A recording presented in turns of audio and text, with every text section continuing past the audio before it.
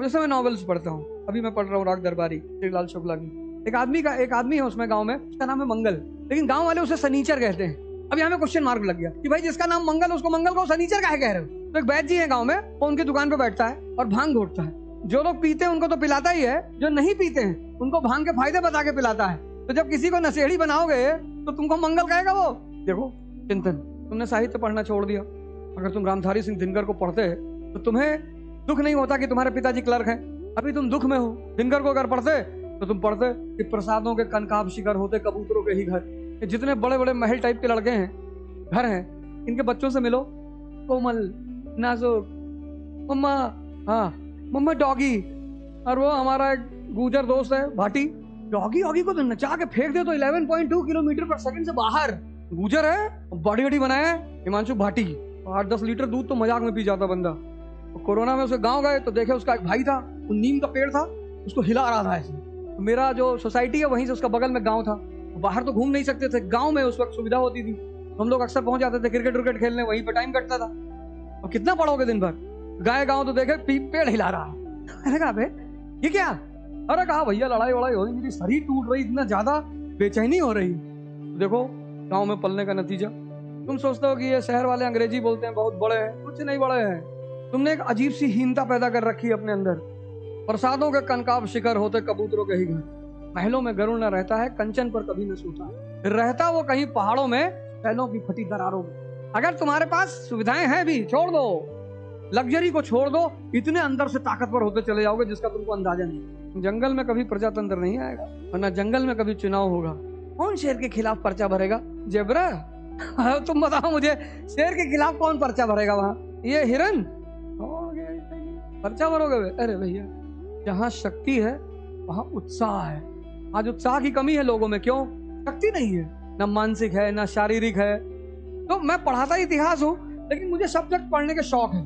तो जब से मैं पढ़ने लगा, स्कूल में तो मैं पढ़ा नहीं कभी, मेरे जिंदगी के 2 भाग है। एक भाग मैं पढ़ा ही नहीं। मैं जिससे पूछूं क्यों पढ़ना चाहिए तो कहे पढ़ोगे तो नौकरी लग जाएगी। मैंने कहा जब पढ़ के भी नौकर ही बनना है तो अनपढ़ नौकर रहो, कम से कम अहंकार तो नहीं पैदा होगा। पता लगा PhD कर लिए फिर नौकरी कर रहे हैं, और वो मरा हुआ बॉस बदतमीजी कर रहा है, ओए पानी लेके आ। हम जहां भी काम किए कोई हमसे आज तक बदतमीजी नहीं किया, हम ही किए, सामने वाला तो नहीं किया, उतना मौका ही नहीं दिया। राजनीति कर रहे हैं, वहां भी हमको आज तक कोई कुछ नहीं बोला, बोल ही नहीं सकता। इच्छा थोड़ी है। हमसे साहब कहे पैर छुइए, पैर नहीं छुइएगा तो चुनाव हार गए। अबे मैंने कहा 400 चुनाव हारेंगे, किसी का पैर नहीं छुएंगे। अभी 400 चुनाव और हारेंगे और पैर नहीं छुएंगे किसी का। पैर किसका छुआ जाता? गुरु का, माँ बाप का, जिसने तुम्हारा जीवन बदला हो, सबका पैर छुओगे? हमारे रिश्तेदार हैं, उनकी कोरोना में ड्यूटी लगी थी इलेक्शन में, तो सौभाग्य से मेरा स्टूडेंट DM था, तो हमसे कहे कि अवध, हम क्या यार हमारी ड्यूटी कैंसिल करवा दो। हमने कहा चलो सुबह बोल दूंगा, अगर कर देगा तो ठीक है, वैसे हमारा नौकर तो है नहीं, कोई DM SP आपका नौकर तो है नहीं, आप उससे रिक्वेस्ट ही कर सकते हो, वो मान जाए तो अच्छी बात है, ना माने तो कोई बात। अरे बोले कैसे नहीं मानेगा? हम कहीं सब मत कहो कैसे नहीं मानेगा, नहीं तुमको भी बंद करेगा हमको भी करेगा। DM बहुत खतरनाक चीज है। प्रधान जी को देखो कैसे गांव में पीछे खड़ा करवा देती है DM, पीछे जाओ पीछे और पीछे जाओ। वो तो मंजू देवी प्रधान ताकतवर है, कहती जनप्रतिनिधि से ऐसे बात करते हैं। तो गए DM के पास, हम बैठे थे, तो लड़का निकला, DM साहब निकले, मेरे रिश्तेदार से गए, पैर छू लिए तुरंत। देखे अब तुम्हारे फूफा है वे? नहीं, अब काहे पैर छुए? हमने कहा इसका छुट्टी कैंसिल मत करना, तो इसको बंद कर लो, इसको कम से कम 10 लाठी मारो। तुम पैर काहे छुए हुए? क्यों छुए? सम्मान दो, प्रणाम करो कि सर नमस्कार। मानी सी बात है, पद पे है तो सम्मान तो देना पड़ेगा। सम्मान नहीं दोगे तो दिखा देगा कि गांजा था इनकी गाड़ी में, 2 पुड़िया गांजा ले जा रहे थे, तो सम्मान तो भाई देना पड़ेगा।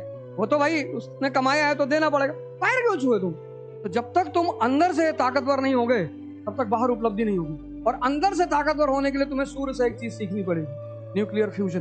चंद्रमा में नहीं होता, चंद्रमा उधार की रोशनी लेके चमकता है, इसलिए कोई भी उससे आंख मिला लेता है और रात भर मिलाता है, लेकिन कोई सूर्य से रात भर आंख, दिन भर आंख नहीं मिला सकता। शाम तक आंख चली जाएगी 2 घंटे बाद। मंजू देवी जो प्रधान है पंचायत में, उनका नाम है नीना गुप्ता।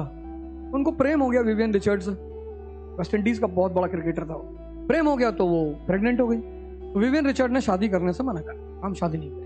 अब 1980 के दशक में बिना शादी के माँ बनना, आज लोग मार डालते हैं लड़कियों को, बहुत सारे परिवारों में मार ही डालते हैं। अभी यूपी में बागपत एक जिला है, वहां मार दिया, मार के ले आके गाड़ दिया तुरंत। अच्छा, उसमें उनकी गलती नहीं है, स्त्री के साथ प्रॉब्लम क्या है कि स्त्री का संबंध परिवार के सम्मान से है। स्त्री जब भी कोई कदम उठाती है, वो भी मिडिल क्लास की, तो पूरा परिवार समाज का शिकार हो जाता है। पूरा भाई, बाप, चाचा सब गाली देना शुरू कर देते। तो अगर स्त्री को चाहिए कि मैं जैसा चाहूं वैसा हो, तो उसका एक विकल्प है बड़ा प्यारा, आईएएस बन जाओ। उसके बाद कोई तुम्हारे बाप को कुछ कहेगा ऐसे जीसस क्राइस्ट की तरह, उन्होंने डिसाइड किया कि मैं तो माँ बनूंगी, मैं तो अपने बच्चे को पैदा करूंगी। उनकी बेटी है मसावा गुप्ता, अभी शादी थी उसकी। आखिर वो ऐसा कैसे कर पाई? सिर्फ एक वजह से कर पाई, अगर गांव में होती तो मार दी जाती। E=S। अर्थव्यवस्था और समाज का गहरा संबंध है। जहां भी आर्थिक स्वतंत्रता होगी, वहां सामाजिक स्वतंत्रता होगी। Economic independence leads to social independence. तो आर्थिक रूप से आजाद थी। ये काल भारत का द्वितीय नगरीकरण के चरमोत्कर्ष का काल है। अर्थव्यवस्था अपने चरम पर है और औरतें आर्थिक रूप से आजाद हैं। तो जहां भी आर्थिक आजादी होगी, वहां सामाजिक आजादी होगी। नहीं होगी? यहाँ स्त्रियों की दशा क्यों बिगड़ी? अब तो तुमने फैक्टर जाने ही नहीं। मैंने कहा ना कि जो कोचिंग है बहुत अच्छा। हमसे जब पूछा, एक साहब ने पूछा क्या करोगे विधायक बनकर, हमने कहा सबसे पहले तो मेरा टारगेट है शिक्षा व्यवस्था, और शिक्षा व्यवस्था से पहले टारगेट है कोचिंग व्यवस्था। कोचिंग व्यवस्था 50,000 करोड़ का बिजनेस है, अच्छी बात है, एम्प्लॉयमेंट जनरेट कर रही है, पैसा जनरेट कर रही है, तो उसे खत्म करना तो अनुचित है। मतलब एक बेवकूफी भरा कदम, जो हमें इतना पैसा दे रहा है कमा के और 5,000 करोड़ टैक्स जमा कर रहा है, उस व्यवस्था को हम क्यों मारे? भाई जहां से पैसा आ रहा है उसमें सुधार कर दो। मेरा पूरा इंटेंशन था कोचिंग व्यवस्था को रेगुलराइज करना। फीस लिमिट है, मनमानी कोई नहीं लेगा। और जैसे स्कूलों का औचक निरीक्षण होता है, ऐसे कोचिंगों का भी होगा। फंडामेंटल राइट पढ़ रहे हो और दौरा हो गया इंस्पेक्टर का, तो इंस्पेक्टर की कमाई बढ़ गई। यहाँ भाई क्या क्या पढ़े? बोले साहब फंडामेंटल राइट पढ़ लिए। हाँ बोले बताओ, चलो राइट टू इक्वालिटी समझाओ। और नहीं समझा पाए लड़का तो कोचिंग फाइन देगी। ऐसे बड़े सारे विकल्प मेरे पास है, मेरे सारे विचार है, क्योंकि मैंने इस फील्ड में काम किया है। मुझे पता है कोचिंगों में कोई गलती नहीं है, वो बड़ा प्यार से काम करती है। पर स्टूडेंट हमारा इतना विरोध क्यों करते हैं? सिंपल एक वजह है। अब जैसे मैंने तुम्हें डायग्राम दे दिया बना के, अब तुम क्या करोगे? अपने हिस्ट्री के टीचर से पूछोगे। अब अगर वो बेचारा बता ले गया तो बहुत अच्छी बात है। अगर वो नहीं बता पाया तो तुम पे गुस्सा नहीं होगा, वो यही भड़का रहा है। अच्छा खासा हम पढ़ा चले जाते हैं, कोई कभी क्वेश्चन ही नहीं पूछा। 25 साल से इस फील्ड में हूँ और लोग कहते हैं अवध ओझा नहीं पढ़ाते नहीं। आज तक कोई मेरी क्लास में नहीं आया। मैं इंतजार कर रहा हूँ किसी एक आदमी का जो आए क्लास में बैठे, हमसे 10 ठो सवाल करे। बस सोशल मीडिया पे लिखते हैं यूट्यूब, उसका मैं बुरा नहीं मानता, क्योंकि जैसे कुत्ते का काम भौंकना है, ऐसे हिजड़े का काम है गाली देना। देखो कैसे घूम घूम के गाली देते रहे, और उनकी गाली आशीर्वाद मानी जाती है। इससे ज्यादा कर ही क्या सकते हो? और सामने पड़ जाओगे तो भगवान जाने क्या होगा। सामने कोई नहीं पड़ा। मैं तो एक्सीडेंटल टीचर हूँ ना, हम सब बदतमीजी थोड़ी कर सकते हो। आमतौर पे टीचर की क्या कॉन्सेप्ट है इंडिया में? अबे टीचर है, चलो हम गलती से टीचर है, हमारे अगल बगल मत आना। हम जब चुनाव लड़ने गए तो हमसे पहले 15 दिन तो बड़ा मजा लिया लोगों ने। अरे ऐसे थोड़ी होता है। हम भी बैठ के, मेरी आदत है वॉच करने की, हर आदमी को देखने की, पहले देखो क्या चल रहा है। गांधी जी से मैंने सीखा है कि एक बैग राष्ट्रीय आंदोलन में नहीं कूदना है, आराम से पहले हर आदमी को कैलकुलेट करो, कौन हाइड्रोजन, कौन हीलियम, कौन लिथियम, कौन बेरिलियम, कौन बोरॉन, कौन ऑक्सीजन, कौन सारा। जैसे पीरियोडिक टेबल में एलिमेंट होते हैं, ऐसे आदमी भी होता है। तो जो ग्रुप 8 का एलिमेंट होगा वो बड़ा शांत आदमी होगा, बढ़िया शानदार, तुमसे मिलेगा तो तारीफ करेगा तुम्हारी कि क्या तुम बेटी एक दिन आईएएस बनोगे। और जो ग्रुप 1 एलिमेंट होगा, आउटर ऑर्बिट खाली है हाइड्रोजन की तरह। तो पहले मैंने चार्ट बनाया कि कौन किस ग्रुप का एलिमेंट है, किसको गुब्बारे में भरना है, किसको ट्यूबलाइट में डालनी है। 15 दिन तक होमवर्क किया आराम से, डायरी बनाया। 15 दिन जब खत्म हो गया तो मैं तो भैया भगवान कृष्ण को मानता हूँ, बांसुरी लेके चलो, पर अगर शिशुपाल बदतमीजी करने पर उतर ही आए अब तो मारना पड़ेगा ना। तो गाली एक दिन में दे रहा है, 90 पे रुक जाना चाहिए था। और भगवान मुस्कुरा रहे हैं, फिर उसको टोक भी रहे 90 गाली पे कि भाई 90 हो गया। अरे कह रहा 100 दूंगा, 4 गोली मारेंगे, 100 गाली दे दो। ऐसे कैसे 100 दे दोगे? ऐसे कैसे गाली दे दोगे? चलो 100 दे दिए, बुआ के लड़के हो, कोई बात, पर लिमिट है ना। इस देश का जो सबसे आइडियल भगवान है वो है भगवान कृष्ण। बदतमीजी मत करो। क्यों करोगे बदतमीजी?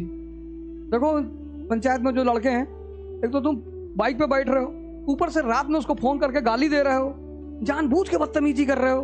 भाई सोसाइटी है, ड्राइवर किसी दिन गलती से पार्क कर दिया, भाई साहब आए, कॉल बेल बजाए, मेरे घर बाहर आए, मैंने कहा जी भैया है, मैं बहुत कुत्ता आदमी हूँ। इतने गुस्से में थे वो, तो मैंने उनसे सिर्फ इतना पूछ लिया कि ब्रीड कौन सी है। अब जब तुम ही बोले हो, खुद ही बोले हो कि मैं बहुत कुत्ता हूँ, मैंने कहा जर्मन शेपर्ड हो, रॉटवेलर हो, शिट्जू हो, तो भैया देसी हो, ब्रीड बताओगे तो उसी हिसाब से तो बात करूंगा। वो और गुस्सा हो गए, बदतमीजी कर रहे हो, हम अपने ही बोले हो भाई यार करेंगे, जा कर जा, अब वहीं खड़ी होगी गाड़ी। तो शांति से रहो धरती पर। एक काम हमेशा याद रखो, जब भी किसी चीज का तुम ABCD नहीं जानते, जैसे मान लो कोई लैंग्वेज तुम नहीं जानते हो, तो सबसे पहला काम क्या करो, उसकी वर्णमाला सीख लो, अल्फाबेट्स, यहीं से तो शुरुआत करोगे। अगर पहले ही दिन तुम उस लैंग्वेज की कोई बड़ी किताब उठा लोगे, नहीं कर पाओगे। जैसे मैंने बहुत लोगों को अंग्रेजी बोलना सिखाया बड़े सिंपल तरीके से। अमर चित्रकथा आती है, चित्रकथा में जो कहानियां बचपन में पढ़ते थे ना, कॉमिक्स, अब चित्रकथा जो होती है वो बच्चों के लिए होती है। अगर तुम चाहते हो तुम्हारी इंग्लिश तुम जानते हो, फ्लुएंट नहीं है, चित्रकथा पढ़ना शुरू कर दो। कम से कम 5000 चित्रकथाएं हैं, हर व्यक्ति पर एक चित्रकथा है। डॉक्टर अंबेडकर, APJ कलाम, तुलसीदास, कबीरदास, सब पे। तो सरलतम से कठिनतम की तरफ जाओ। जैसे अगर तुम्हारा ज्योग्राफी नहीं क्लियर है तो कक्षा 6 से 8 NCERT, 6 से 8, 12th पे पहले मत जाना। पहले तुम समझो लैटिट्यूड क्या है, लॉन्गिट्यूड क्या है। लैटिट्यूड पढ़ के हमें क्या समझ में आता, समय लॉन्गिट्यूड से मौसम और जलवायु। अफ्रीका 2 ट्रॉपिक्स के बीच में पड़ता है, पूरा अफ्रीका, तो पूरे साल उसको सबसे ज्यादा सनरेज मिलती, तो गर्मी का कॉन्टिनेंट है। अगर तुम पूरा अफ्रीका देखो तो ट्रॉपिकल जोन में है, ट्रॉपिक ऑफ कैंसर, इक्वेटर और ट्रॉपिक ऑफ कैप्रिकॉन, पूरा अफ्रीका पूरा। यानी अगर तुम्हें किसी जगह का जलवायु समझनी, अब ये मान लो अफ्रीका है, तो ये ट्रॉपिक ऑफ कैंसर, ये इक्वेटर 0 डिग्री और ये ट्रॉपिक ऑफ कैप्रिकॉन, तो पूरा अफ्रीका ट्रॉपिक्स में पड़ता है। तो जब पूरा अफ्रीका ट्रॉपिक्स में पड़ता है तो सबसे ज्यादा सनरेज यहाँ पे मिलेगी। यानी बिना लैटिट्यूड समझे तुम जलवायु नहीं समझते। अब तुम सोचो, अगर तुम क्लाइमेट की किताब उठा लो, क्लाइमेट पढ़ना शुरू कर दो बिना लैटिट्यूड समझे, तो संभव हो पाएगा? नहीं हो पाएगा। ऐसे 8 देखो, थिंकिंग यार, क्रिटिकल थिंकिंग का एक बड़ा प्यारा तरीका ये है, मैंने कहा ना कि तुम चिंतन नहीं करोगे तो वो अप्रोच आएगी नहीं। देखो, पंचायत सीरीज तुमने भी देखी, पंचायत मैंने भी देखी। अगर मैं तुमसे कहूँ पहली सीरीज के 4 इंपॉर्टेंट चीजें बताओ जो तुमने उससे सीखी। पहला, अंधविश्वास को जागरूकता से दूर किया जा सकता है, भूत वाला एपिसोड, ये पहली बात है। अंधविश्वास को किससे दूर किया जा सकता है? जो देखो वही कह रहा पेड़ मेरे पीछे भागा, पेड़ मेरे पीछे भागा। उसने पूछा देखे हो? कहा देखे तो नहीं है। तो फिर वो पहले आदमी के पास, मास्टर साहब के पास पहुंचा। वो किसके मास्टर ने? विज्ञान के। कहता ठीक है कोई बात नहीं मास्टर साहब, जा रहा हूँ DM साहब को बताता हूँ इस गांव में एक विज्ञान के मास्टर हैं, उनके पीछे भूत चल रहा है, उनको भूत दिखाई पड़ता है। तो बेचारे मास्टर साहब रात में आते, कहते भैया ये मत करना, सस्पेंड हो जाएंगे। तब कहते हैं मैंने सारी बात तो बता दी थी, एक बात नहीं बताई है। क्या? गांजा पिए थे उस दिन। अब जब गांजा पियोगे तो आसमान छूओगे, तारा मंगल तोड़ लोगे, ऐसे बुद्ध तोड़ लोगे। तब वो पहुंचते हैं किसके घर? प्रधान के घर। तब मंजू देवी बेलन लेके आती है, बहुत गुस्से में है। इसलिए नहीं कि इसने गांजा पिया था, इसके गांजा के चक्कर में एक बार वो गिरी तो घुटना फट गया, और दूसरी बार वो कहती है इस बात को, और दूसरी बार उनकी 6000 की साड़ी फट गई। ये है क्रिटिकल थिंकिंग। जब गौर से देखोगे, गौर से, ध्यान से। तुम में से कितने लोग पूछते हो क्या जॉब के साथ तैयारी हो सकती है? सचिव जी जॉब के साथ ही तैयारी कर रहे हैं। संगत का क्या रोल है? देखो वहां संगत का क्या रोल है। विकास बहुत पढ़ा लिखा नहीं है, लेकिन सचिव को जब जब सचिव दिक्कत में आते तो मोटिवेट करता है, सर प्रतिभा बहुत है आपके अंदर। संगत, इतना मैसेज है उसमें। अगर तुमसे फर्स्ट पार्ट पे एस्से लिखने के लिए कह दिया जाए, लेकिन तुमने ध्यान से देखा ही नहीं होगा। उसमें सबसे बड़ी चीज क्या है? सामाजिक जागरूकता। प्रधानपति झंडा नहीं फहराएगा, प्रधान ही फहराएगी। और प्रधान पद फंसती किस चक्कर में है? प्रहलाद चा के चक्कर में। कहते हैं एक झंडा रोड पे भी लगा दो। यही तो कहते हैं कि अगर ये बैनर रोड पे लग जाता तो लोग देखते, थोड़ा भौकाल बनता। और लोगों को देखने के छोड़ तो DM जा रही होती है, वो देख लेती है। प्रधानमंत्री कहता गाड़ी घुमाओ। वो तो सौभाग्य से मंजू देवी ने जनगण मन सीख लिया था, नहीं तो सचिव जी को सस्पेंड होने से कोई बचा नहीं पाता। मैंने कहा ना, तुमने ध्यान नहीं दिया यार। मैंने इन सारी बातों की चर्चा की है। ये देखो, ये तुम अगर इन तीनों कामों को कर लोगे, ये शुरुआत में ही मैंने इनकी चर्चा की। ये देखो कि पढ़ाई के साथ ये अनिवार्य है, और ये अकेले ही होगा, फिर ये ग्रुप में होगा। कम से कम 2 मैक्सिमम 4, 10-12 लोग मत बैठना, नहीं तो मार वार हो जाएगी वहां। और डिस्कशन मतलब ज्ञान का आदान प्रदान, वो श्रेष्ठता नहीं साबित करनी कि मैं ज्यादा जानता हूं तुम कम जानते हो। और फिर रात में सोने से पहले जो कॉन्सेप्ट तैयार किया उसको अपने हाथ से लिख लेना, खत्म।